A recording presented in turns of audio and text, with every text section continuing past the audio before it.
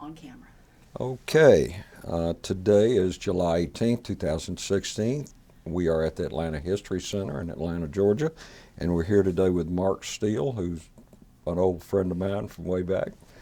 Mark, if you would identify... A long-time friend, not an old friend. That's right. I'm sorry. I apologize. If you would identify yourself for the record, just tell them who you are and where you live these days. Sure. I'm Mark Roy Steele, and I live in Sandy Springs, Georgia, and a member of the Atlanta Vietnam Veterans Business Association, where I met Carrie. Many years ago. Many years ago. As a matter of fact.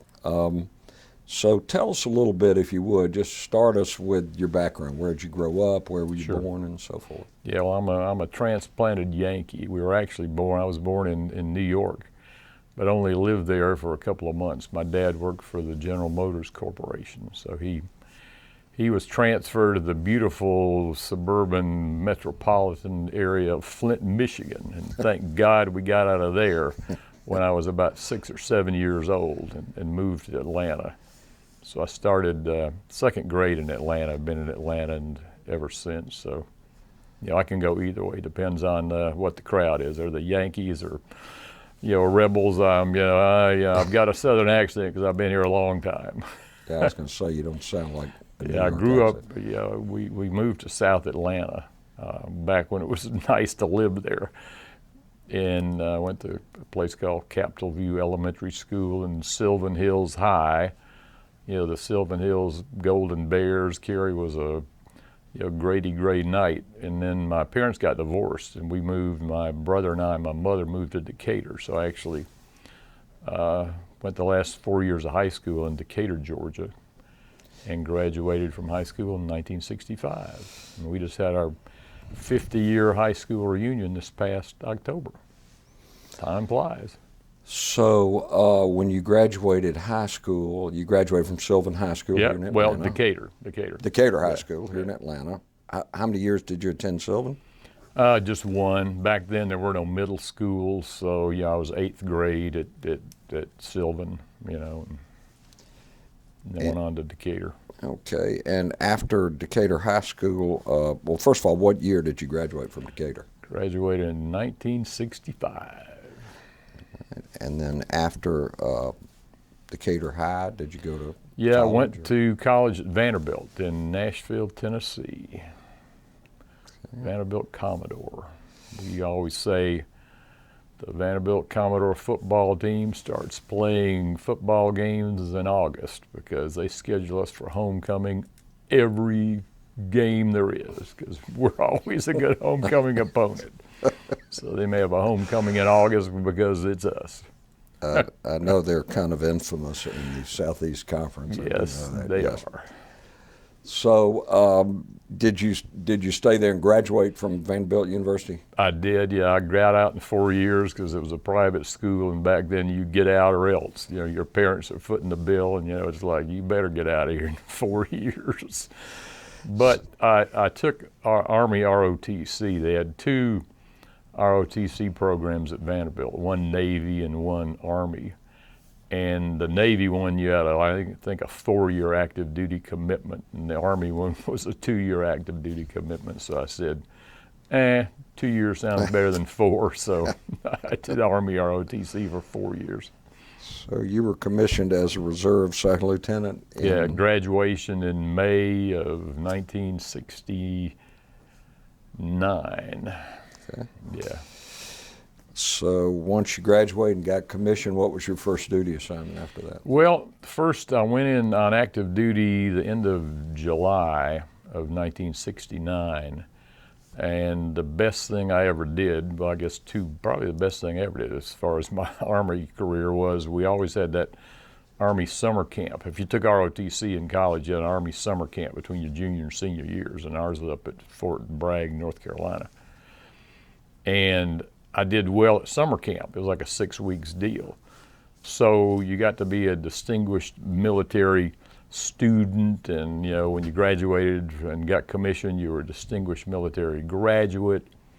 And when it came time to do branch selection, you actually got your branch choice. I mean, everybody else, you could put down whatever you wanted to, and you're going to be infantry, or some combat arm come hell or high water.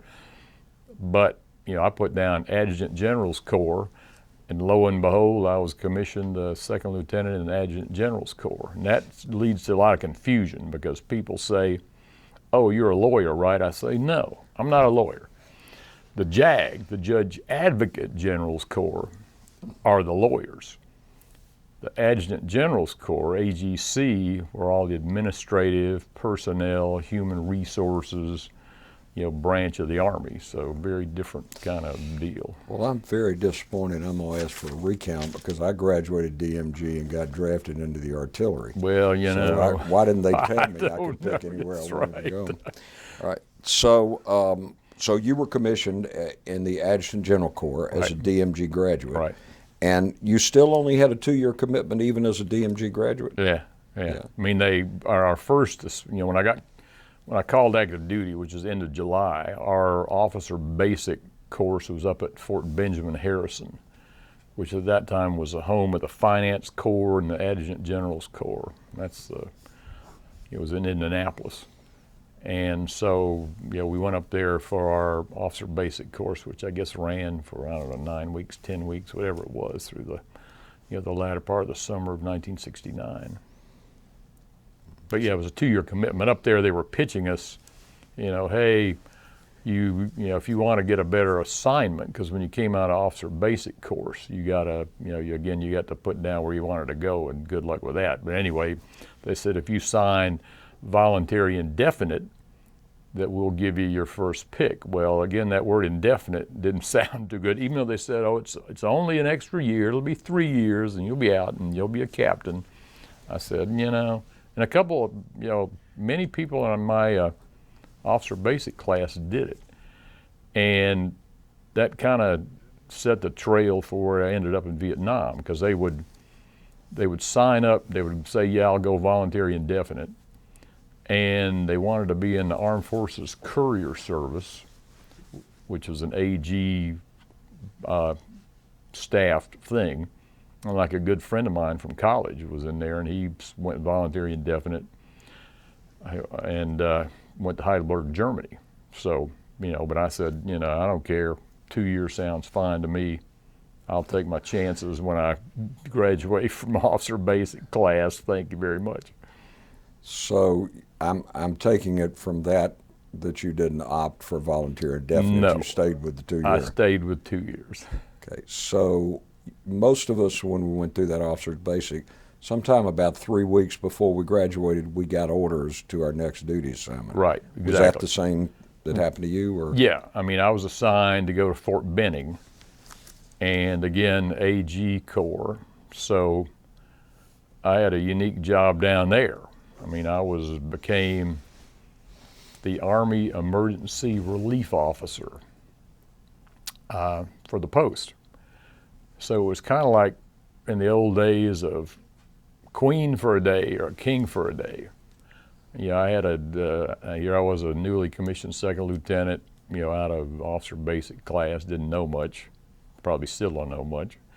But, I had a couple of civilian women down there that, of course, had seen second lieutenants like me come and go every year. I mean, they knew what was going on. So anyway, the Army Emergency Relief Officer gave away money. I mean, I could either give outright grants that did not have to be repaid, or I could make loans to servicemen and their families. So typically I worked with the Red Cross when soldiers and their families, moved to Fort Benning on some change and their pay was all messed up and they needed money to tide them over. They could come to me, tell me their sob story, and I could approve, a grant or a loan or send them to the Red Cross or some other place. So, it was interesting for a while, and after the first month or two, the checks would come back. And of course, my civilian ladies would show me the checks, and they're cashed at the post liquor store or a tattoo parlor. So you became a little wary of, what's this sob story I'm hearing? Jaded, huh? Because where's the money going? So anyway, I did that. That was my first job in the Army. I was a one-man band. It was in special services. The other people in there with me were like psychologists, and we had a lieutenant colonel that ran the group I was in. I mean, it was purely administrative, but I was the one-man band Army Emergency Relief Officer for Fort Benning. And how long were you in that assignment? I was down there from, I guess it must have been October of 1969 until March of 1970. Okay. What happened in March 1970? Well, it actually happened before then. And, after a couple of months of seeing these checks come back, and I said, I can't take 2 years of this. I'll go insane. And I wasn't married. I'd been dating my wife, my future wife, and my bride, and we've been married 45 years this July. In fact, in a couple of weeks. And I volunteered for Vietnam. What I did, the AG branch was small. I mean, there were only like, 2,000 or 3,000 or 4,000 officers, worldwide, and second lieutenants and captains. Branch assignments were handled by a woman called Mrs. Brown in the Pentagon. And we had her phone number. So I called Mrs. Brown, probably November, December 1969, and said, Mrs. Brown, this is Lieutenant Steele down at Fort Benning. I'm bored to tears down here in the Army Emergency Relief Officer, and I will volunteer for Vietnam if and only if you can put me in the Armed Forces Courier Service in Vietnam, because I knew we ran it.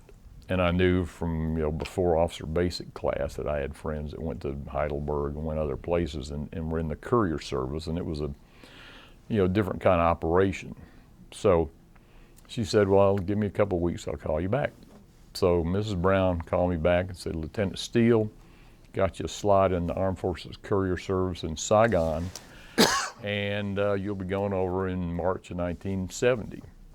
So when the orders came through and my mother boo-hooed, my wife-to-be was all upset, I didn't tell them for probably 20 years, that I'd actually volunteered for this Neither did thing. I.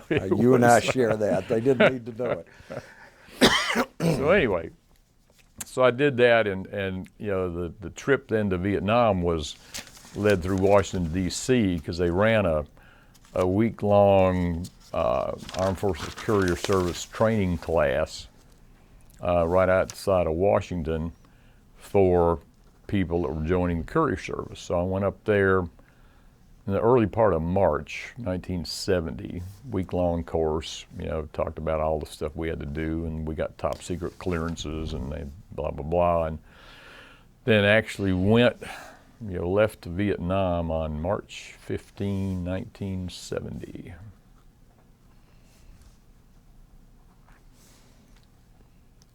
Can you tell us a little bit about what the Armed Forces Courier Service did, what their mission was?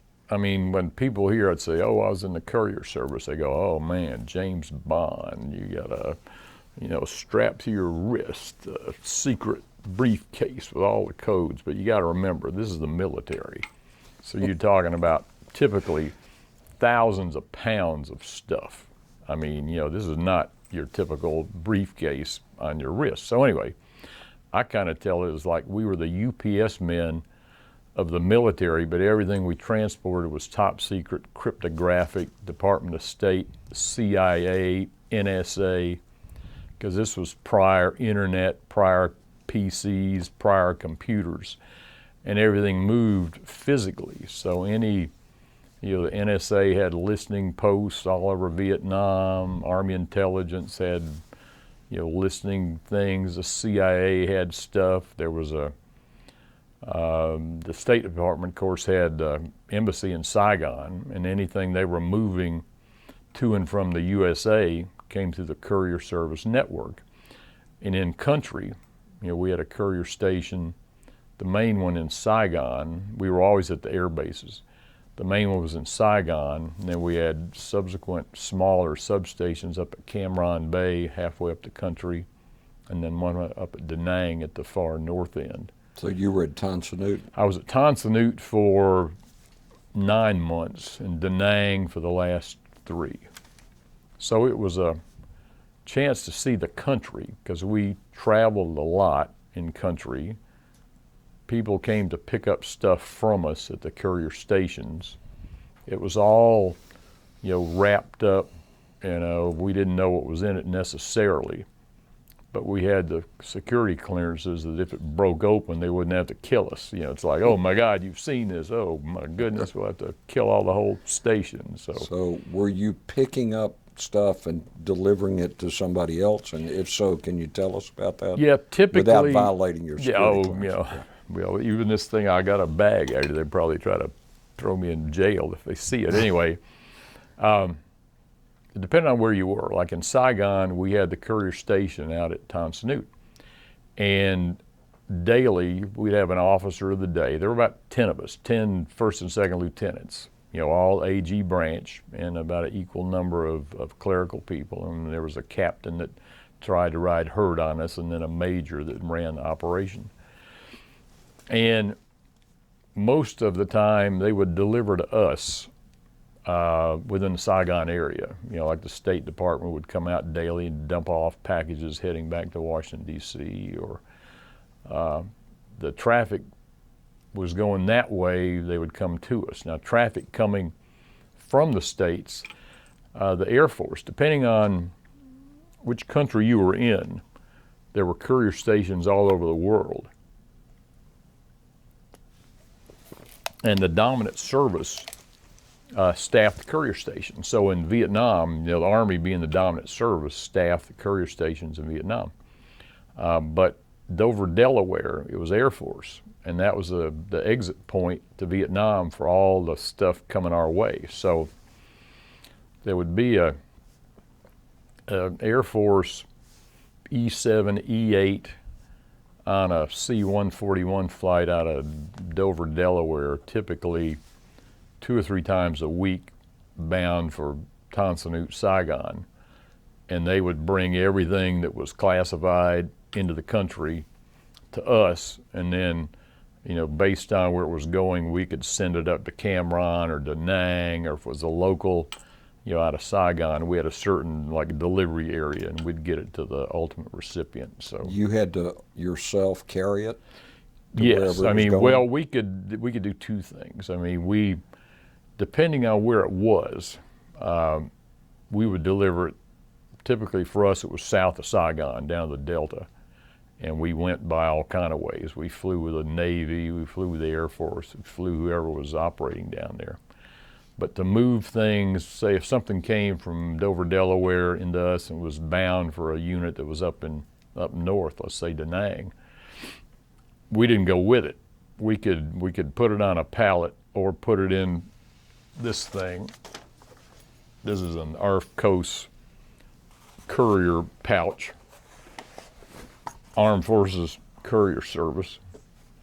And it had special locks and all sorts of special things. Anyway, we could put packages in there and take them over to the Nhut, where the Air Force ran an in-country airplane service.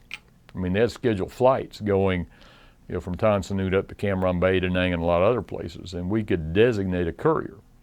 They had to be E-7 or above, an officer.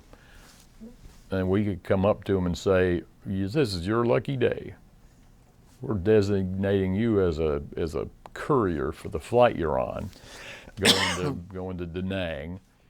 And here's this thing we're entrusting you with. And of course their eyes got this big, and said, oh my God, what do I, please don't do this to me. Did they have to have a TS crypto? No, they just had to be E-7 or above. But, and they had to sign a whole lot of paperwork, of course, and that got even more nervous. But we said, that's okay. You're responsible for it once we leave it with you, and we'll phone ahead, and one of our brethren, DaNang in this case, will meet you once you get off the plane, and here's how you identify them, and this is the ID card you look for, and here's their names, and they will relieve you of this burden, when you get to DaNang in this case. Sneaky Pete stuff, huh? So we didn't have to go back and forth hauling this stuff, but they were like terrified and petrified typically, oh my Lord, what happens if I lose this, What about going the other way?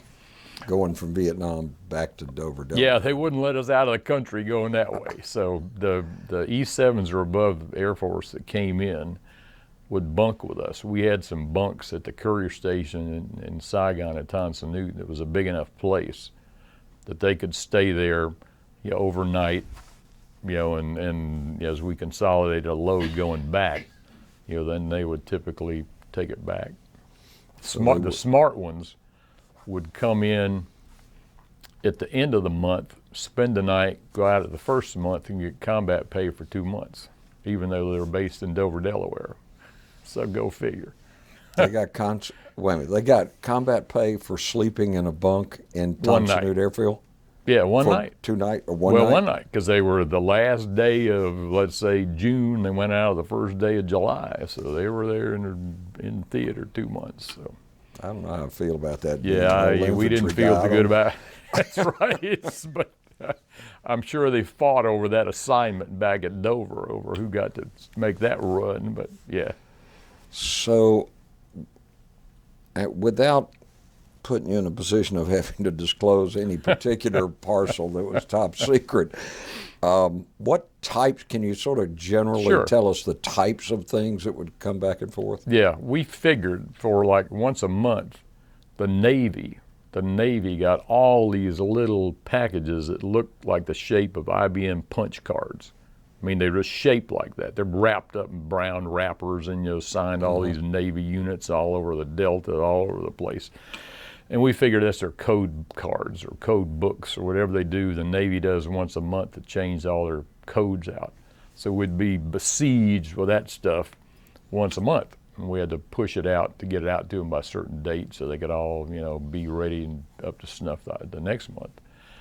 We had stuff going back to a place called Two Rock Ranch, Petaluma, California, which I Googled at one time. Now, if there's an internet, I think it was some kind of cover address for the CIA or NSA. I mean, it looked innocuous enough, but these big boxes of stuff that we figure was probably some kind of film that they had been taking or listening tapes or. Sure it wasn't a cat house. Well, I got some more stories about that.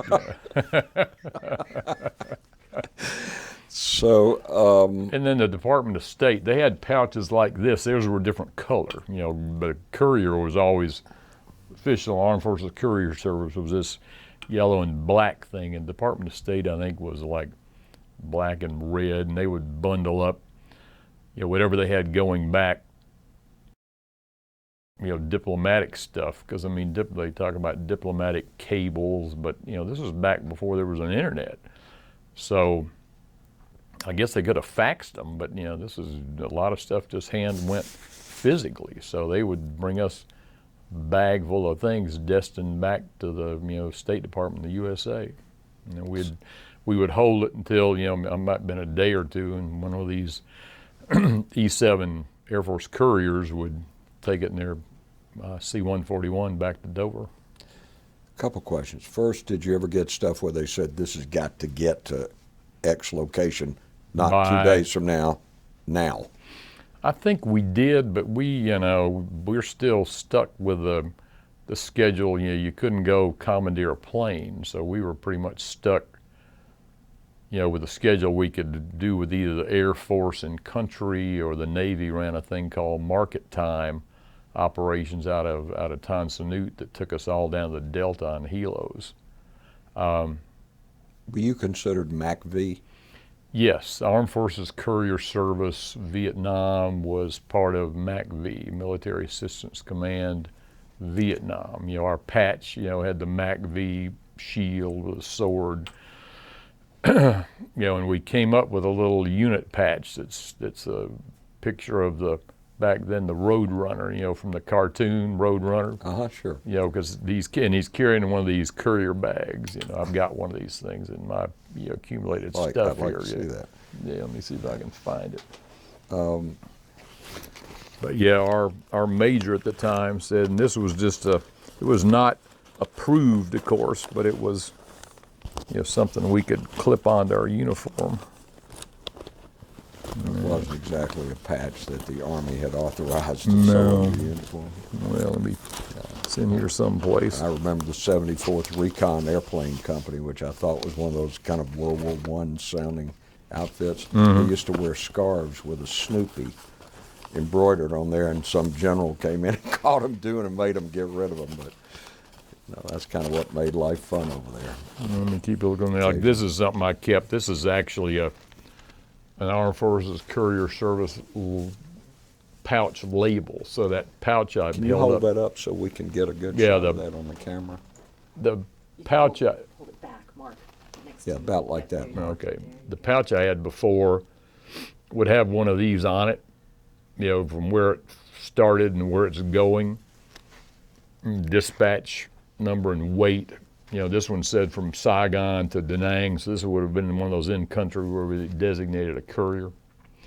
And we had special locks that we used that were brass, and they had numbers stamped on the lock.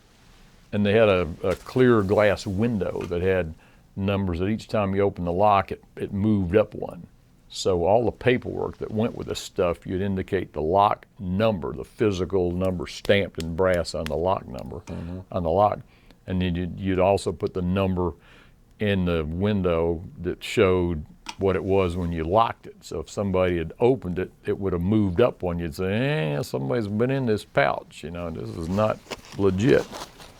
See if I can find our patch in here someplace.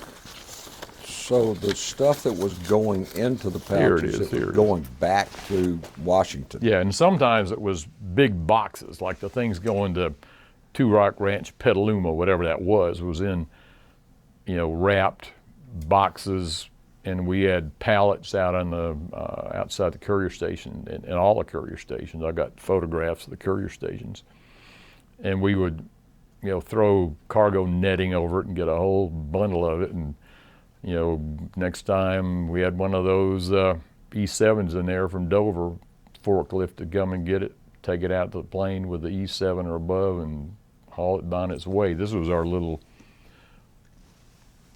sort of,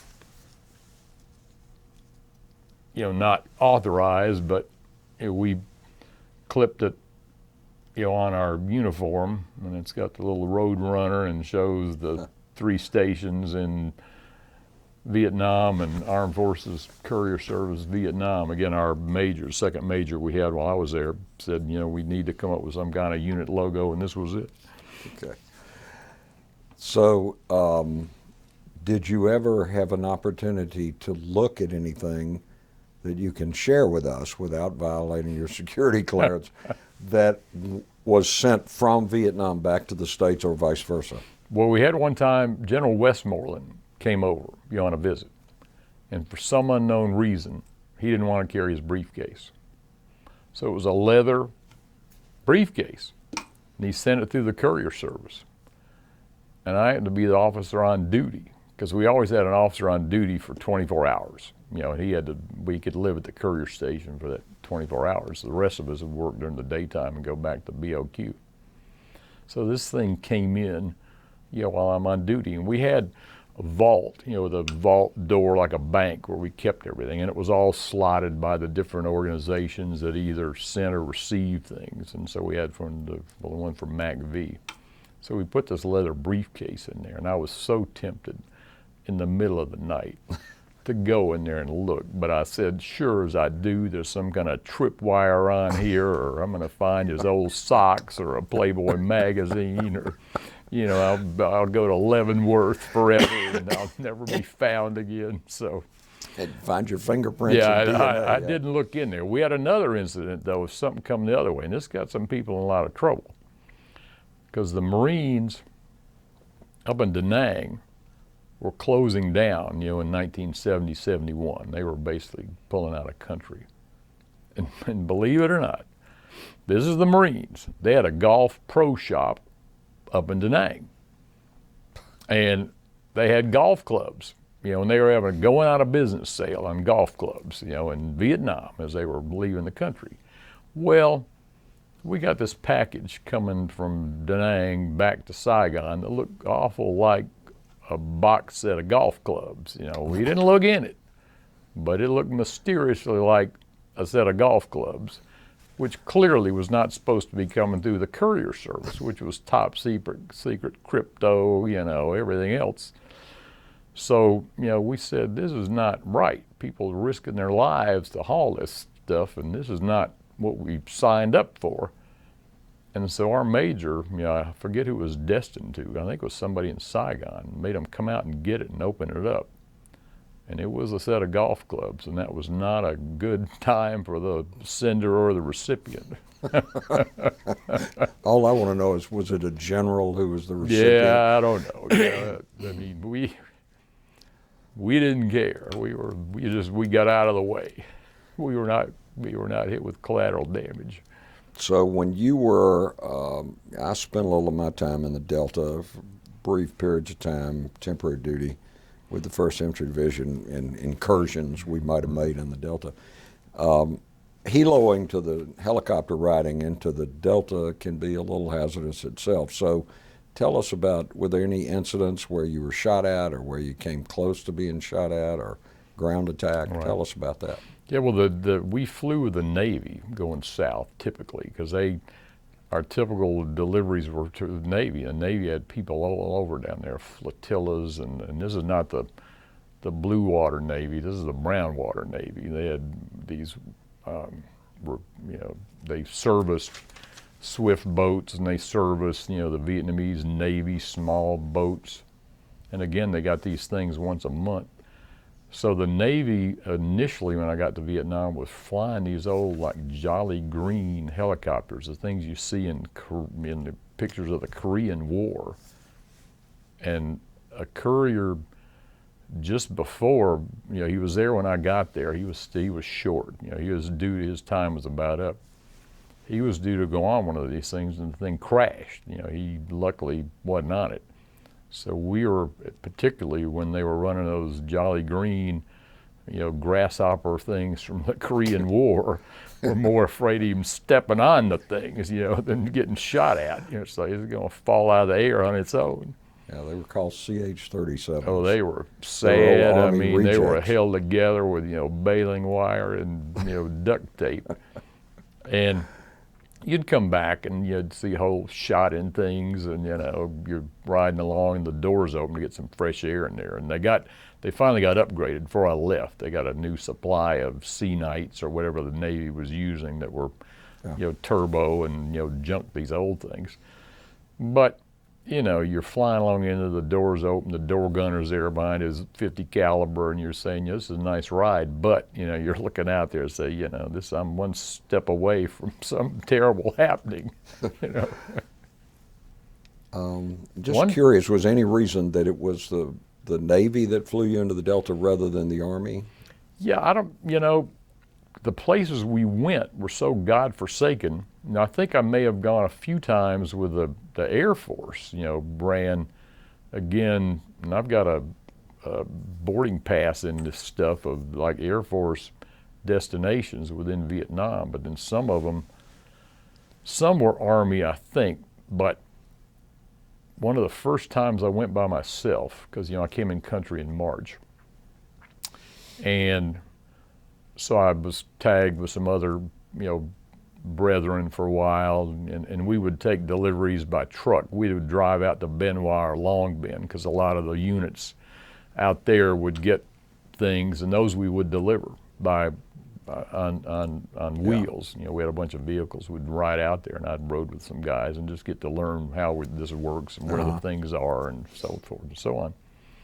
So the first time I got to go on my own on a you know, actual delivery going south, it was like planes, trains, and automobiles. You know, I took a helo out of, you know, market time, and it dropped me off at some godforsaken, like Long Xuyen, or, you know, all that was out there were a bunch of little kids begging for candy. And this thing, you know, a typical Vietnamese color, yellow and kind of dark colored, you know, covering that was the airport, when they left me there, I said, here I am, second lieutenant, carrying this bag, got a .45 caliber pistol on. I got little kids all around me, and I'm out here in the middle of nowhere. Good luck.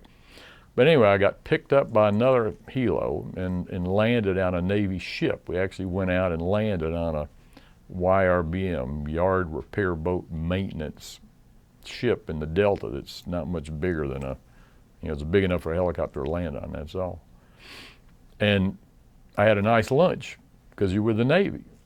And they got refrigerators, and we had ice cream served by a Filipino steward. It's like, this is a different kind of war all of a sudden. Sheets on the bed, too. I'm in here for a great lunch. Then I have to head back. So they take me back and drop me off at some other godforsaken place, but at least my bag is empty.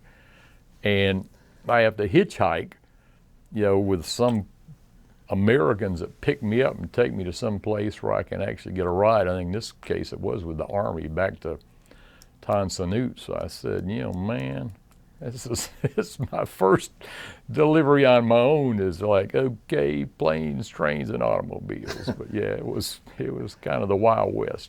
I remember. Were you in Bencat? Was it near there? I got this map. Luckily, I marked some of these places going south. We were in Canto, Long Xuyen, Ha Tien, went all the way out to An Toi Island, which is an island off the coast of Vietnam, out in the Gulf of Thailand. So, it was south in the middle of nowhere, practically, if you headed that way. And like I said, within the Saigon area, we'd take these runs every so often out to Long Binh and Bien Hoa, which are two places where there were huge concentrations of American military and people that were getting stuff. And that was that was a trip because you had to drive through Saigon to get there. And one of them, I think Long Binh was 2nd Field Force headquarters for the Army. And Bien Hoa was the largest, I heard at one time, Bien Hoa was the 2nd largest airport as far as takeoffs and landings of any airport in the world. Yeah. Second only to O'Hare. That's where I entered country. When I came in, on Seaboard World Airways, the proud bird with the golden tail. I mean, that's how I got to Vietnam. I thought when I got my orders, and it was out of McGuire Air Force Base, I said, McGuire, everybody I knew was leaving from California. I said, maybe they made a mistake. From McGuire, maybe I'm going to Germany. They messed up and I'm going to wake up in Germany. Yeah. And this was March. And of course, I got on a wool uniform. I'm a second lieutenant. So I get there and it's Seaboard World. I said, well, I thought it was a train, Seaboard. Well, maybe I'm taking a train to Vietnam. Seaboard Coastline. Exactly. Yeah. But Seaboard World ran charter flights to and from Vietnam for the military, and they did. I got a picture of one of those things. It stretched DC-8, looked long enough to have a bowling alley and golden tail. So it landed at Bien Hoa. I mean, it took, probably seemed like 2 days because it went McGuire to San Francisco, to Honolulu, to Guam, to Bien Hoa, and each place they let us off, and each place got progressively hotter. I said, this can't be. If it's any hotter than this, I'll be in hell on the next stop after Guam. I'm wearing a wool uniform, with a tie. You had definitely the wrong uniform for exactly. the tropics. I said, this is what, but that's what I had. It was March in the U.S. That's all I had. I mean, I didn't have any combat fatigues issued yet or anything. And the mean temperature, as I remember it, in Vietnam was somewhere around 98. Yeah, and the humidity was the same. Yeah, humidity was always over 100%, except during the dry season when you had zero humidity. Exactly. Yeah. So, but that's how I got there, and into Bien Hoa. And, kind of a side note, because I'd had that courier service training in early March in D.C. So I had a set of orders that said, you're destined for the courier station in Saigon. Well, I got a photo in here that I took. I had these little teeny camera. I had like a Kodak Brownie or whatever. That was a state of the art. Yeah. Until you got there and started buying Japanese stuff out of the PX. You know. Pentax Spotmatic. I had a Pentax Spotmatic, exactly. We all migrated bought up. one. Yep. For about $30. Today you couldn't touch it for $300. Exactly. And I took slides. So those are all, you know, I got to converted to DVD so I can see them. Yeah. Anyway, so you know, I land in Benoit, and there's like 300 of us getting off this plane, and all these people are cheering for us. I say, isn't that nice? These people are cheering for me coming to Vietnam. And then I realized that's 300 people cheering not for me because they're getting on that plane to go home. And then it dawned on me, I got 365 days before I'm going to be one of these cheering people. Like, what the heck? It would be a year before you were cheering again. Exactly. Yeah. So yeah, then I go to the replacement company, and I've got these orders that say you're a courier, you're destined to Saigon. They say, good luck with that. You know, you're a second lieutenant. We're going to send you to the 101st Airborne. I said, whoa, calm down. Now look, whoa, let's talk about this. So, you know, I spent the night at the 90th replacement company, and you know, somehow got my one free call out of prison, you know, to the courier station in Saigon, and some of my buddies came out there and busted me out of jail the next day, and I flew the coop and was never seen again. But yeah, I was destined somewhere else, that's for sure. You know, Yeah, if I hadn't thinking, been you being an adjutant general, a lot of bad things happened for those of us who landed there, and we reported into the adjutant general's office, and because of somebody getting killed the day before, it totally changed your orders. right. But I was one of the brethren. They didn't care about that either. Yeah, they I didn't was care. still adjutant general's corps. Put you out in the 101st Airborne. That's right. I said, please, I'm sure there's a mistake here. So tell us, you've told us some of the places you were doing your courier job. Tell us some of the other places you went to in other areas of Vietnam. Right. Well, you know, again, I got to go up to Cam Ranh, you know, on an internal run. And the stations were very different because in Saigon, the courier station, you know, was just off the flight line at Tan Son Nhut, big place, an old French building, you know, that the Army took over. We had a security guard provided by the Air Force. He had a little security station right up by the front gate, somebody out there 24/7 guarding the premises. Big place, you know, again, room for the people from Dover to spend the night, for the officer of the day to spend the night, you know, for the rest of us to hang out during the day, people to come and go, pick up things and so on, office for the major and the captain. But up at Cam Ranh, the courier station was a couple of Connex containers bolted get together, and the contingent up there were 2 lieutenants and 2 enlisted men, and they couldn't live there. I mean, they lived, you know, in some housing with the Air Force, but the courier station looked like something out of MASH that they just put together, and that was it. Up at DaNang, they had a brand new building. The one courier that's on the wall, Richard A. Gray, he was killed in a plane crash, you know, shot down in a helo or fixed wing, and Richard A. Gray, before my time over there, so they named the courier station at DaNang, the Richard A. Gray Courier Station, and built the brand new building. And so up there, the 2 officers, which I was one, you know, the last 3 months of my tour, actually lived in the building. You know, we had room for 2 cots, you know, shower, bathroom, you know, basically we're there 24/7. The enlisted men lived somewhere else. You know, we had full-blown, you know, vault with concrete reinforced walls, steel doors, so anytime there was, you know, a rocket attack, we didn't have to run, you know, out to some other place. We just go inside the vault and close the door. We just laid down in a ditch. Yeah. That's what Yeah, we did.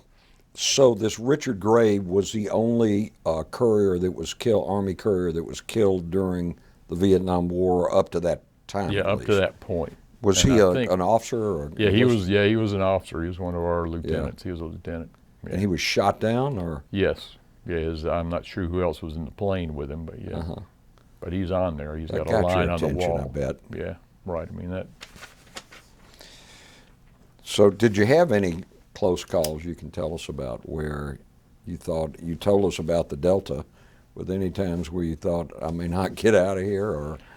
Not really. I mean, my war was a little different. I mean, everybody's war in Vietnam was different, you know, depending on what unit you were in, where you were assigned, you know, what your day-to-day life was like. And ours was, you know, a different kind of year, because everybody's war was a year or less. You know, it was less if you were, you know, wounded terribly and had to get medevaced out and sent, you know, to somewhere for rehab.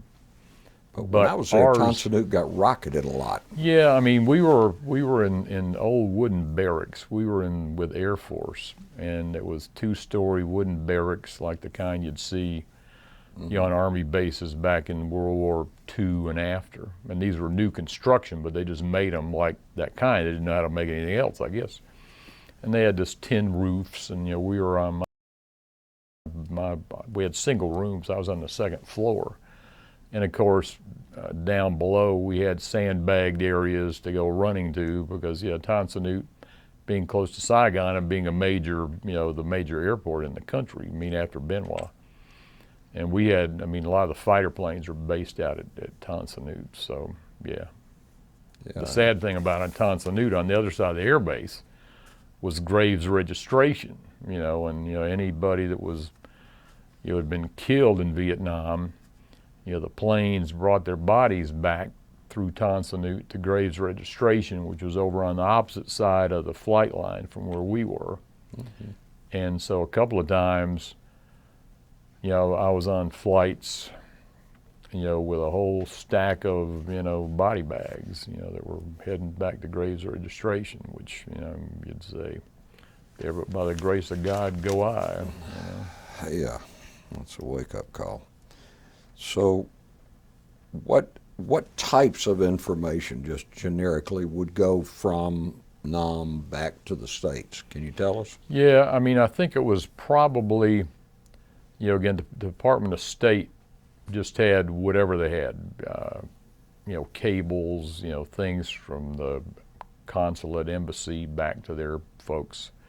Again, CIA, who knows what they had. You know, they were running an airline in Vietnam, as you know. Air America was the worst kept secret, you know, if it was even supposed to be a secret. Larry Taylor flew for Air America. You know, Air America was a CIA airline in Vietnam. But they didn't fly to and from the U.S. So again, any kind of CIA things, you know, were boxed up, wrapped up, you know, delivered to us, and again, they went back, you know, to the U.S. The Army had these Army intelligence had, I forget how they called themselves, Army relay stations or whatever, listening posts, as did the NSA. And again, anything like that generated, we think, big spools of film, or back then the magic media might have been, you know, audio tape, but it was all boxed up. So it was going back to where enemy radio transmissions. Right, anything they could listen to, you know, to be decrypted, understood, you know, analyzed back somewhere in the U.S. had to get back to them, because you couldn't get it there any other way. There wasn't any internet. It had to physically go. We had one thing one time.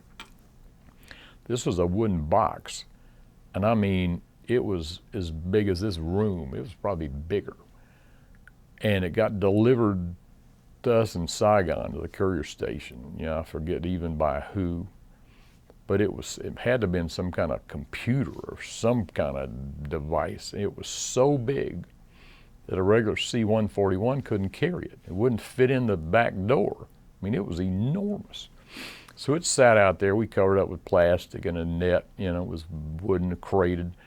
And they had to charter one of these planes that I think were like a, you know, a Russian built, guppy-looking thing where the whole front end opened up and they could drive a gigantic forklift in there, and finally got rid of this thing because it stayed out there for weeks. Did you ever find out what We it never was? knew what it was. We were afraid to ask, And C-5A came into existence. It couldn't carry it either. I mean, it was a C-5A just started flying in the middle of my tour, and everybody ran out to see one. When a C-5 came in and the 141s were being phased out, we said, hey, this may be our salvation, but this thing was too big to even fit in there. And they had to charter some ungodly. It was the size of this room. Oh, it was huge. It was tall. It was so big. I mean, it was enormous. So that was the one oddball thing. We don't know what It didn't was. even peak. Well, it was wooden. We didn't. Again, we said we'd laugh. We'd say, what are they going to do to us? Send us to Vietnam? We're already right. here. Yeah. The worst they could do is send us to Leavenworth. That's in the USA. A lot safer than exactly, Vietnam. But we didn't want to push it too much and say, yeah, let's uncrate this thing, and they might decide to shoot us. But it was a motley crowd. I mean, we had all 10 of the officers, the first and second lieutenants, were all Army ROTC. None of us regular Army. All of us getting out. Nobody beyond a 2-year tour. So the poor captain and major that had to ride herd on us, it was like MASH. I mean, we were in the Army, but again, we're in Vietnam. What are they going to do to us? So, I mean, it was, we were not your typical, strack looking outfit. I mean, we had our uniforms on and we, wore what we're supposed to wear. But, it was a different kind of crowd. One of them, I'll tell you this story. I probably shouldn't, but what the heck? This is a video. Who will see it? We had this one guy. You always have people, in a war zone or anything like this, that are going to take advantage of the situation. If there's some way to make money or cut some kind of deal, they're going to figure it out. And if you got somebody, we had 2 like that, and one was our captain. If you got somebody that re-ups in Vietnam to stay another year, they're either one of 2 things. They're either crazy or they're on the black market. And this guy was on the black market. He was number 2. And he re-upped. He was our captain. And he would, we had blanket travel orders. We could fly. The order said that. You're authorized to go any place, anytime, anyhow. We could fly if we wanted to. If we could escape, we could have flown back to the USA. And we didn't go through customs. In Vietnam, you couldn't have greenbacks. It was all about military payment certificates. So we bypassed customs. Somebody met us at the flight line. We just, we're going willy-nilly. Well, this captain had a deal with a jeweler in Bangkok. And we were his unwitting accomplices. We'd go to Bangkok and go see James Jeweler. And we'd bring back watches and rings and, give them to our captain and, okay, he is our captain.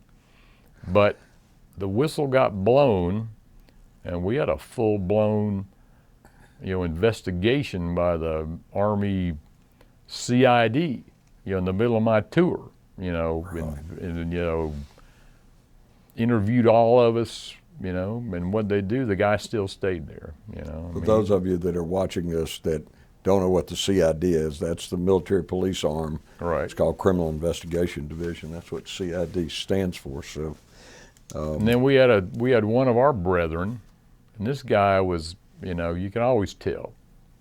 I mean, there's people that would you buy a used car from them? And this was one of those, probably the answer would be no.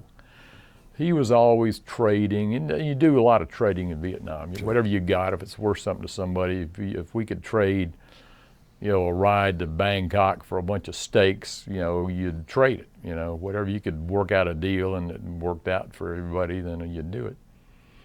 Well, this guy was always on the edges of, like money laundering or whatever it was. It was not good. Well, a couple of years ago at Memorial Day, 5 of us, we decided to have a little reunion of members that were there together. Because again, when you're in Vietnam, everybody's war was only 365 days. So people came and went. And you may have seen some of them there at the beginning, for a couple of days and they left. And at the end of your tour, the same thing. They came in new and you saw them for a couple of days and you left. But there were a bunch of us that were there pretty much together, enough that we reached out through the internet and had 5 of us got together for a reunion over Memorial Day a couple of years ago. And somebody said, well, what about some of these other guys? And I'm not going to mention any names, but they Googled this guy that was, would you buy a used car from him? Well, they got a hit. They got a whole lot of hits on the internet. And he's doing time in a federal prison. Really? Because he carried it forward. He worked up a scam where he was convincing people to invest their 401ks in Iraqi dinars, as a way to get rich. And it was a little mini Madoff pyramid scheme, and he got caught. So the guy was pushing the edge 45 years ago. We actually would and never learned. We actually sometimes would take a captured flag, NVA flag or Viet Cong flag, and take it to Saigon. I traded one once for a truck full of Claymore mines. Yeah, we traded. Scrounging was a way of life. Right, we traded, and when I was in DaNang, we had an extra vehicle of some sort, and the records had since been lost. Anytime you have a change, the thing was on the books somewhere, somehow, but anytime, new lieutenants went up there, you'd have to sign for here's the property. This thing had disappeared over time. And as I recall, we wanted some of those fancy leather jackets, the aviators. Aviators jackets. Exactly. So we traded the truck or whatever it was for some aviator jackets. It just disappeared off the property books. Disappeared. Yeah. Well, of course, see, if you were in the field, it would have been easy. You would have just said it was a combat loss. Right, yeah. You hit a mine and it blew up, and that was all there was to it. I worry about that when I go way back, to Fort Benning days.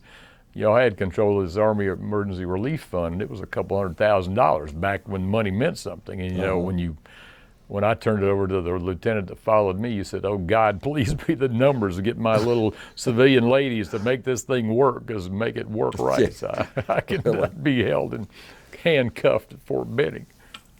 So you came home in March. I got to leave a few days early. I entered country in March 15, 1970, and we were at the peak.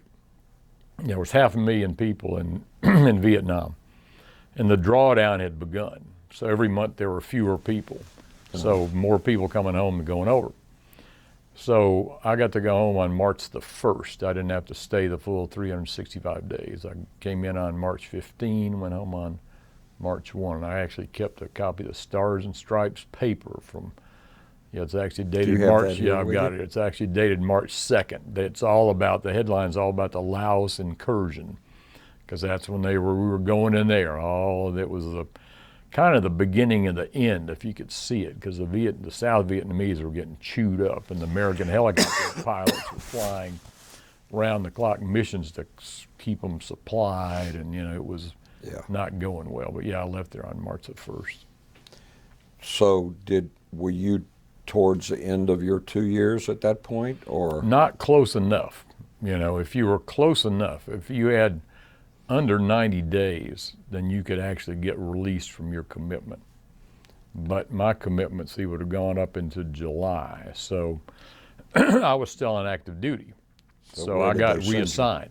Where'd they reassign you? I got reassigned to Fort Gordon. So Georgia? Yeah, I spent the rest of my career at Fort Gordon. But what type of job did you have for the rest of your career? Well, again, I'm AG branch. And of course, I show up over there, with not a lot of time left, because I'm due to get out in July, and by then it was, March sometime, whatever time I had TDY, from Vietnam to go home and get my affairs in order and report to Fort Gordon. And so initially they put me in some kind of replacement company as an executive officer. I said, "Oh my God, I'm in the real Army. What has happened to me? Have to shine your boots. This is not going to work, So I think I somehow pled my case, and I got assigned to special services, and they ran the movie theaters. And what they were doing at the time, I worked for a lieutenant colonel, and there was preparations underway for the dedication of the Dwight D. Eisenhower Memorial Hospital at Fort Gordon. You know, they were doing a groundbreaking ceremony about the time I was going to get out of the Army. So his task was to get this groundbreaking ceremony all set up. So I was his right-hand man to do everything we could to make that ceremony the best it could be. So I was, you know. You were the project officer. I would be, exactly, that was my deal. But before I did get tasked, because it was Fort Gordon was a full-scale, home of the Signal Corps and the MPs at that time. Mm-hmm. And so my number came up as officer of the day. I was a post officer of the day, so I had a 24-hour commitment, to get the flag down, and, had a motley band of guys that had to provide security for the post in the middle of the night. So Fort Gordon, because it was home of the MPs, had a prison. And one of my duties that night was to go count the prisoners. So I had, make sure I go out there with a flashlight, and I'm saying, this is all I need, have some prison break while I got about a week left in the Army. I'll never get out. So I'm out there, at 2 a.m. shining a light in the cells, looking to say, okay, Private Jones is in here, and, Sergeant Smith's here, and, at least all the prisoners are accounted for. But then the people on that were performing post security, they gave them shotguns, and they each got a shotgun shell. I had a case, of shotgun shells, and we issued them each a shell. And of course, they were out there, and they got out relieved after every couple hours. Well, one of the guys lost his shotgun shell. I said, "Oh my God!" I got all 30-page report. I got all the prisoners. Now I got one of these fools lost his shotgun shell. I'm doomed. So I said, well, I'm no fool. So I sent one of my guys to Kmart at the time, and I just bought a whole box of shotgun shells and replaced them all. Just said, the whole case looks brand new. I don't care. I'm moving forward. It's a good field expedient. Exactly. Good thinking. So then you processed out in July sometime? Yeah, actually they let me out June the 1st, because then it was, there were too many officers. Since the war was winding down, the reserves were getting full of people. They said, we'll cut you loose 1st of June. We'll put your records in St. Louis. You'll be assigned to some reserve unit, and see you later. So I got out, early part of June, 1971. And came home to Atlanta? Yeah, came home to Atlanta. Been here ever since, huh? Yeah, went back to school, worked here, but yeah, ever since. So what did you, when you went back to school, what did you do? What, did you go to get a master's? Or? Yeah, what I'd done when I was at Vanderbilt, before I went on active duty, I'd applied to business schools, and I'd been accepted at a couple of the Virginia and the University of Chicago, and put them on hold. It was that debate, if I'd gone to business school, I could have gotten a deferment, for 2 years, and then say you're debating, is the war going to be over in 2 years, or what's going to happen in 2 years, and everything else. I said, I'll just go on and do the service. So when I came back out, I reactivated those admissions. I ended up going to, I got married. I got out in the early part of June, got married July 31st, 1971, and my wife worked for Eastern Airlines, and we took a big honeymoon for about 4 or 5 weeks in Europe.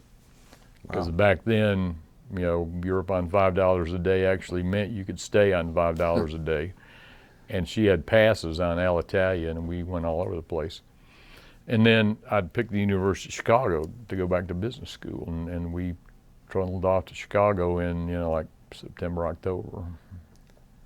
That sounds great. So Yeah. you got a master's from... Well, we stayed there the first semester, and I was on the GI Bill, but back then the GI Bill was like $100 a month or whatever. Yeah, It was. it Chicago was wasn't a enough. private school, you know, and it wasn't enough, and I wasn't getting support from any place. My wife had to have some surgery on her foot. She couldn't go back to work for Eastern, so we stayed there. I got, finished the first quarter, applied to Georgia State, came back to Atlanta, went to Georgia State, got an MBA from Georgia State, worked part-time at Riches when there was a Riches of all places, and got an MBA from Georgia State. You and I have a lot of intersecting places in our background. I'll talk to you about it later. But so looking back on your first, just in general, your military service, I mean, tell me your thoughts and your feelings about your military service. I had a great time. I mean, we were recently in Israel. We travel a lot. We were in Israel in May. And in Israel, everybody has got a commitment once they come out of high school, a commitment to go in the Israeli Defense Force, or they can take an option and do, if they're like do a social work within the country for the same number of years. And that's a great thing, because the spirit of nationalism and patriotism in Israel is tremendous. And sad to say, I mean, the USA, you run the numbers, and it's like 1% of the population is in the military. And most people these days, you look at Congress, nobody's been in the military. The average person doesn't know anybody in the military, but being in the military is a great experience. I mean, it makes you a different person, and it'll never happen, but you'd almost wish we could have the Israeli model, but it's never going to happen in the USA. No. I mean, it's a great, you meet people from everywhere. It's a great leveling experience. It doesn't matter if you're a PhD or a GED graduate. You're in the same, you're wearing green. You bleed red, but you're wearing green. So I enjoyed it. And my best friend, to this day, I met in Vietnam. We were in the Courier training in March of 1970, and we both ended up with prostate cancer from Agent Orange, and I followed him. He's seen a specialized physician up in Virginia who I also see, and I've got a second house up in South Carolina on a lake right down the hill from his. So I mean, and I never would have known this person had I not been in the military. So I mean, it was lifetime friendships. Exactly. Yeah. What about your Vietnam service? Do you have any regrets, or what are your feelings about your Vietnam service? Well, I'm glad I went. I probably would have regretted it had I not, because I was in for 2 years.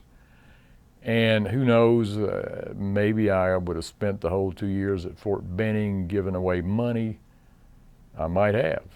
But, for me being young, unattached basically, it was a grand adventure within bounds. I mean, I knew going as an AG officer into the Armed Forces Courier Service, what I was volunteering for was not, as a platoon leader in infantry, which probably I wouldn't be here talking to you.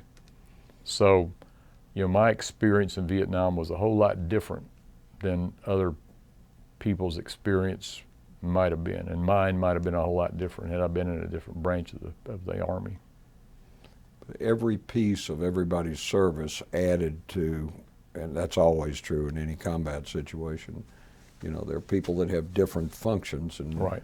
Whereas the image is a guy walking through the jungle with a rifle, it's right. not all of those positions contribute that make that guy walking through the jungle with a rifle be able to do what he does. Yeah, when we had 500,000 people there weren't 500,000 people carrying in a combat arm. No. That's for sure. No.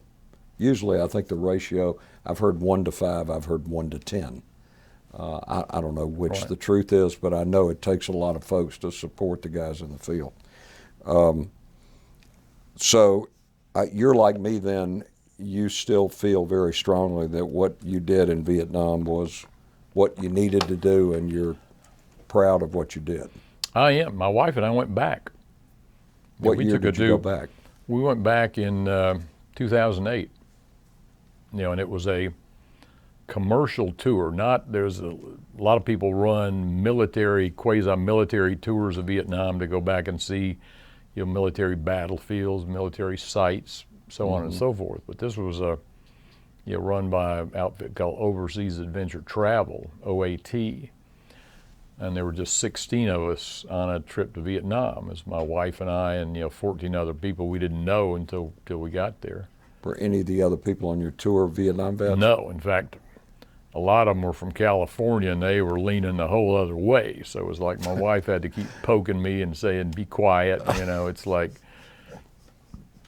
No, for me, I love to be in that kind of a group. Yeah. Just throw me in the lion's den there and let me argue my position. But the the part that felt the strangest was the tour began in Hanoi. And so we flew from, into Bangkok for an overnight and then connected and flew into Hanoi, and that felt so strange because for years, Hanoi, we bombed Hanoi. Hanoi was Ho Chi Minh. Hanoi was bad. Hanoi was, and here I am landing there, as a tourist. So it was a strange, and they had banners up, flying from light posts showed a B-52 being, in flames coming down because they were celebrating one that they still have the tail section in a lake out there. And it's hard to take, isn't it? It's kind of hard to take, yeah. And of course in Saigon, history is always told by the victors. So you can't ignore that at least in Vietnam, the victors, for better or worse, were the North Vietnamese. So the tour we had was apolitical. In fact, the tour guide we had, his father supported, was a South Vietnamese, and his dad got sent to a re-education camp for about 10 years by the North Vietnamese, where he, survived but barely. And so his son, our tour guide, always wanted to be a doctor, but because of what his father had done with the South, the son, our tour guide, could never get into medical school. He was a tour guide. He probably made more money, but his career choices were limited even then because of his dad's support of the U.S. military. But as a country, the Vietnamese, my wife didn't want to go. She said, they're not going to like us. Why are we doing this? I said, well, I'd like to see it again. I'm curious, and we travel a lot of places, and let's go. And the Vietnamese are so friendly and like Americans so much. They hate the French because the French colonized them. The difference is it was French Indochina, and the French made Vietnam a colony. The Americans did not. We were there to do our thing and leave. We didn't want to stay there, that's for sure. And now there's so many Vietnamese in the U.S. California supports a lot of Vietnam because there's so many Vietnamese in California, and they send money back to Vietnam. And everybody, the country is so young. If you ran the demographics on Vietnam, it's a young country in terms of, because a lot of the older people were killed or killed in the re-education camps. So if you ran the curve, it's a young country, and they weren't alive when the war was going on anyway. So for them, it's ancient history. They're all got their iPhones out and wearing blue jeans and trying to figure out what the latest app is. I went back in '03. And I did do a quasi-military tour. I did it with a Navy pilot who'd never been on the ground in Vietnam. He'd never he was a fighter pilot. So he wanted me to play in the tour, so I did. And the biggest thing that surprised me, besides the fact that they loved Americans, I agree, and I was treated royally, but the other thing that surprised me is how they took like Long Binh Base Camp and Benoit Base Camp, and they literally turned them into huge industrial complexes with huge factories like Nokia and some of these Sony, some of these companies. And I thought, well, this looks like capitalism to me, doesn't look like communism. And what I was told was that the government gets 50% of the profits. on any of these companies, and that's how they're able to do this. So it's kind of a cross between communism and capitalism. It's somewhere in the middle from what I saw. Yeah, what we heard is, the North Vietnamese, of course, have been at war for years. I mean, they'd been fighting the French in the 50s. Right. And they fought us in the 60s and 70s. And when they finally won the country, they didn't know how to run it. I mean, they knew how to fight wars, but they didn't know how to run a country at all. Mm-hmm. So they almost ran it in the ground, and people were starving, and it was a typical socialism, communism, central planning. It's not going to work. And they finally, I think, gave up and said, we'll go back to the model of, let people own their own businesses. Because the Vietnamese, if you were there, even during the war or after, the Vietnamese are traders. I mean, they're all entrepreneurs, traders like traders, not traders. ITORS. Yeah, exactly, Yeah, traders. I mean, they are entrepreneurs. And that's what catches your eye now. Everybody's got a business. There's millions of motor scooters. You go to pull the lever when you vote, and there's one party, and it's communist, which is not too good. And don't yell a lot about your local elected official, because that might get you sent to the gulag. But at least at some surface level, the country seems prosperous, and now they're cutting deals with us, and we had ships going back into Cam Ranh Bay, and they don't like the Chinese. They're all upset with the Chinese now for taking those islands and rattling a bunch of sabers out in the South China Sea. Yeah. So, I mean, the Vietnamese as a country, although communist, they're leaning more west than any other way. It does seem that way now. Yeah, I agree. I know you said you have a daughter. And does your daughter live here, or does she live out of town, or where? Yeah, our daughter, it's a good life being our daughter. It's having an only child is a good life. Yeah, she also went to Vanderbilt, not because we did. We said, you can pick any place you want. We don't want to hear, somebody saying, in 4 years you made me do this. So anyway, she picked Vanderbilt on her own. And then, not knowing what she wanted to do next, went on to law school and went at the University of Pennsylvania Law School in Philadelphia, again on the Bank of Dad. The Bank of Dad was still open for another 3 years. So we said, this is wearing me out. So she got a great job in New York City, practiced law in Manhattan for 5 years with a big New York firm, and then said, this is not the way I want to live my life when I come to work and get off at midnight, and That's the way it is for a young I lawyer. get a car service to take me home, and the firm buys me dinner at night, but I look like a raccoon because I never see any daylight. So she left, after 5 years, and actually went back to school and got another degree. She lives in California now, so she went from New York to California, total difference. She lived in a 500 square foot studio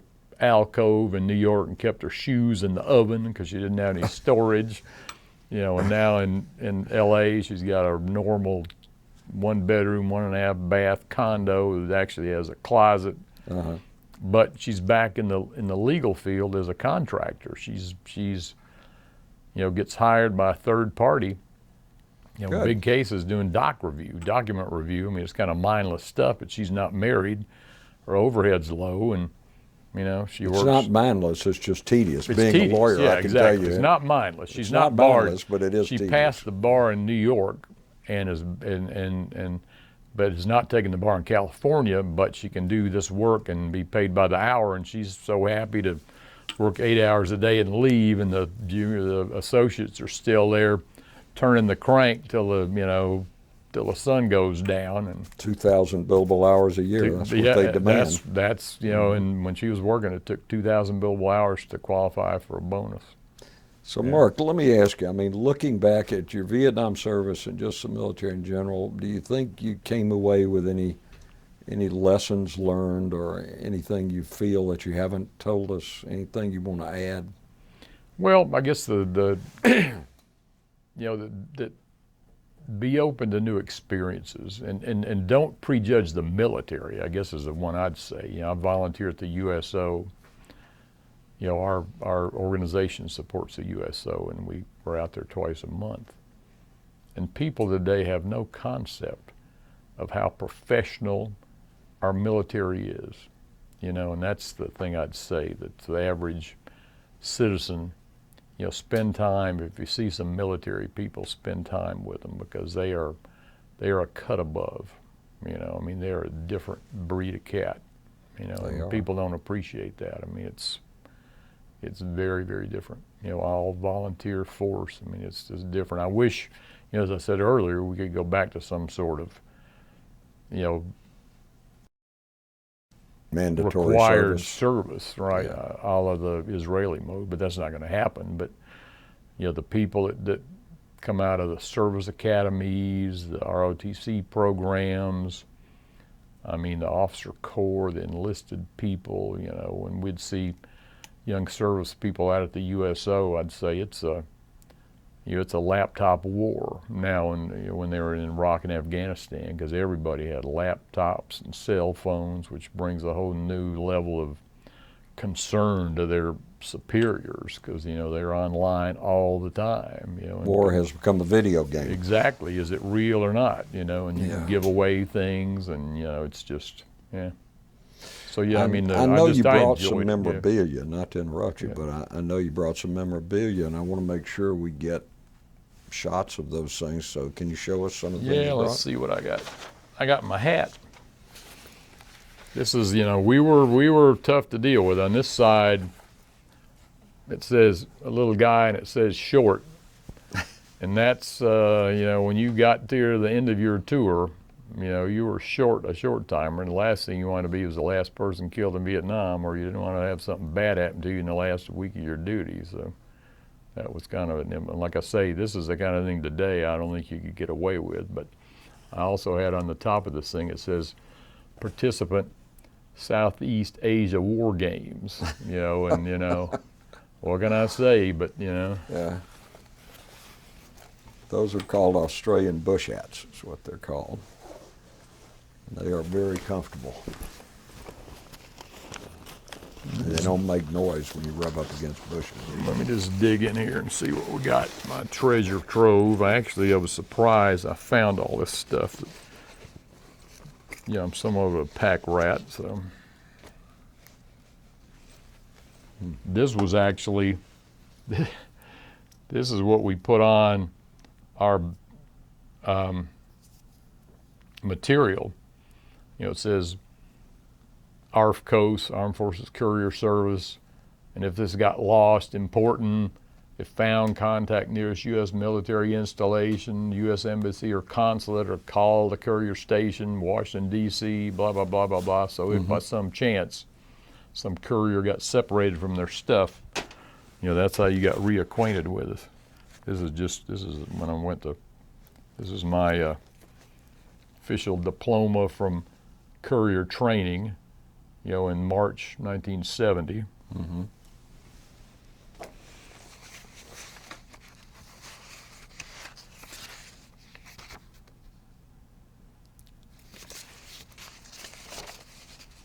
This is one of these in-country Air Force boarding passes.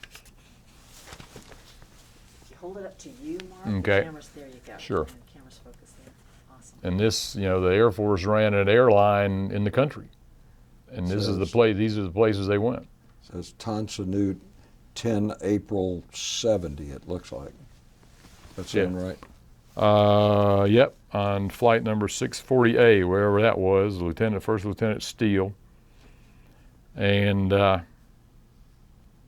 know, it showed the places they went all in country, all the way as far north as Hue and as far south as Ben Tui. And these were like scheduled flights. You know, it had travel information on the back, just like a little mini boarding pass like an airline, but this is the Air Force running this thing. It's funny, when they would pick us up in the jungle, nobody ever asked me for a boarding pass. And if they had, I might have shot them. This This is actually my boarding pass that got me to Vietnam. This is issued. Wow. This is boarding number 212 at 1:15 a.m. on 15 March 1970 on Seaboard World Airways, the proud bird with a golden tail. You know, It's interesting when you show that. I'd already been back home 3 years. And I relate to. right. I relate to what you're talking about. You know. Yeah, and this is, I actually got a set of little orders in here that go with it, and here's my official baggage tag, I and think that's you do qualify as a pack rat. I'm gonna Here give you you go. the pack rat award. McGuire to Benoit. Put it on your bag, you know. Strange that they would tell you to go to McGuire. I mean, Yeah, that's what I said. Maybe they made a mistake. started on the wrong side of the United You know, States. maybe they made a mistake. And here's the reverse of that.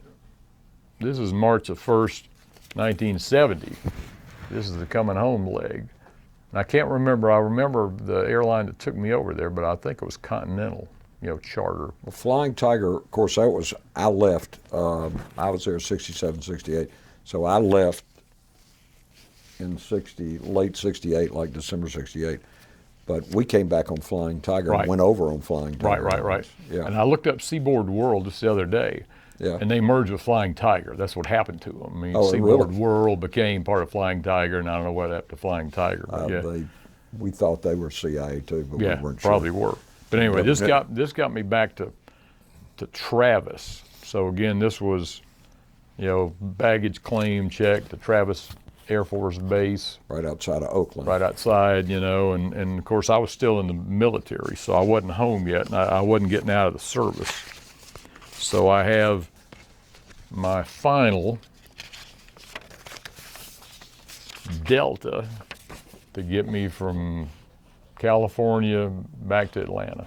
So this is my final leg, and it was the middle of the night, you know, and I'm, you know, like didn't matter, didn't care, just get me home. But I was Get on me the home. on the last seat from San Francisco to Atlanta, and it cost all of $63.89. Which the Army paid for, You know, yep. right? They have to get you back to your home of record. What else is in here? I've got these. Oh, this is kind of interesting.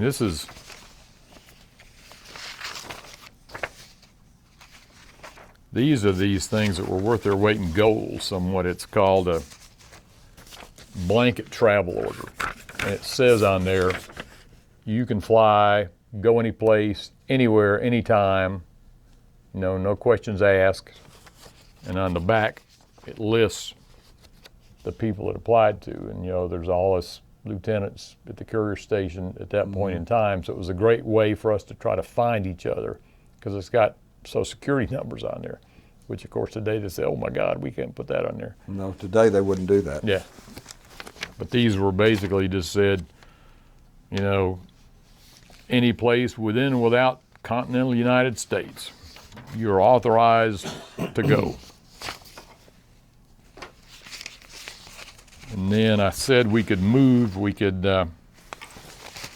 designate people to be couriers, and this is instructions for designated couriers.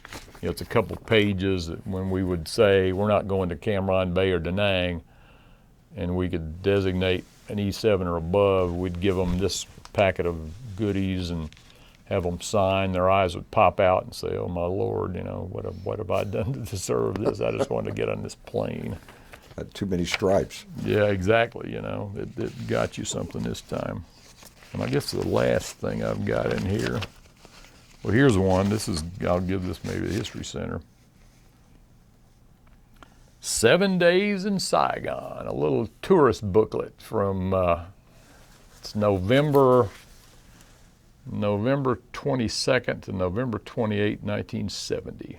Most of it's in French, but it's all the highlights of Saigon back in 1970. And there's actually an ad in here. Funniest thing is right here. This guy selling cars in Saigon garage. English cars. MGB for $1,830 US. Or you could splurge and get a Triumph TR6 for $2,420 US dollars. Yeah.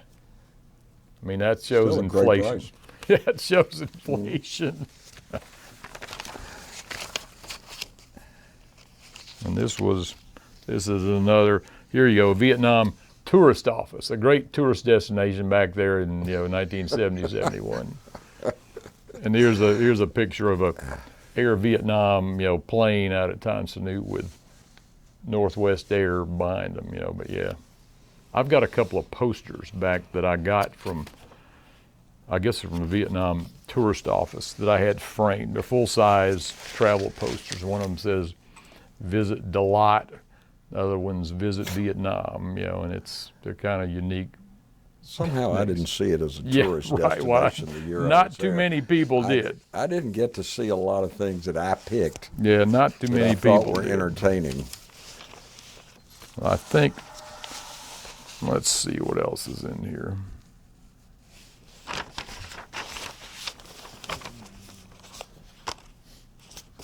Oh, here's I'll stop with this. Oh yeah, the Stars and Stripes. Yeah, this is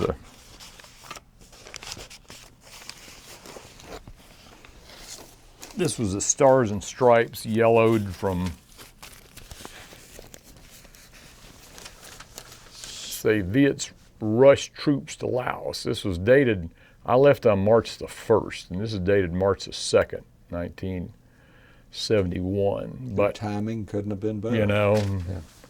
they obviously printed them early. They brought them all down because World Airways flew flights in and out of Japan, and they were basically Stars and Stripes flights. They brought newspapers down every day from, I think they printed these up in Japan. So, yeah, I picked this thing up, I think, on the way out of the country, and there you go. It was cost all of a dime. Must have paid for them, but I don't remember paying anything. I just remember they were there. They just brought them to the field in bundles, Well, if there's anything else you want to tell us before we wrap up, let me say I've certainly enjoyed your interview and greatly appreciate in behalf of the Atlanta History Center and the Library of Congress and the AVVBA, Right. the Atlanta Vietnam Veterans Business Association. Thank Yeah. you for appearing today.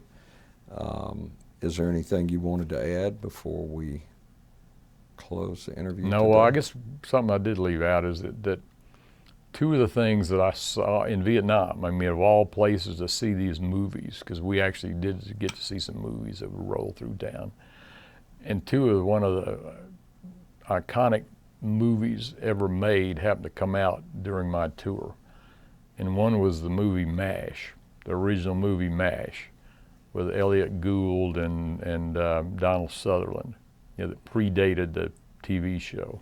Mm-hmm. And of course, that was, everybody was like, "Oh my God, this is kind of like us." And the other one was Patton. Patton came out that year. Great.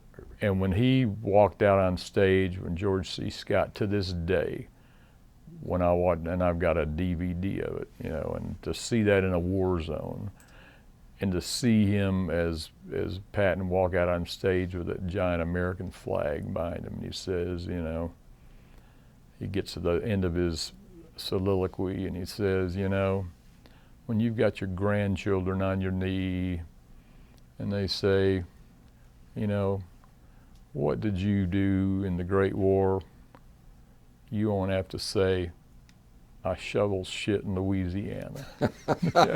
It's a great so, line in the movie, right? And so that's how it starts off. So at least, I can say I didn't give out money at the AER in Fort Benning for 2 years.